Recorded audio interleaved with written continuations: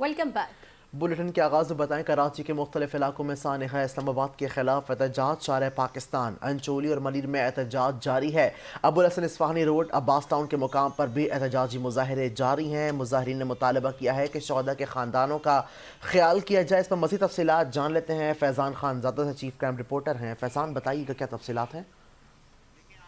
افسوسناک طور پر وفاقی دارالحکومت اسلام آباد میں مسجد امام بارگاہ کے اندر خودکش دھماکے کے نتیجے میں 24 سے زائد افراد شہید اور 150 سے زائد زخمی ہونے کی اطلاعات موصول ہو رہی تھی۔ پولیس کے مطابق دھماکہ اسلام آباد کے مضافاتی علاقے ترالی کے امام بارگاہ مسجد میں پیش آیا، جس کے بعد دھماکے کے بعد دوسری رکعت میں سجدے کے وقت ہوا، جبکہ عینی شاہدین کا یہ بھی کہنا تھا کہ ذرائع نے بتایا کہ امام بارگاہ اور مسجد میں دھماکہ جمعے کی نماز میں دوسری رکعت کے دوران اس وقت پیش آیا جب نمازی سجدے میں تھے۔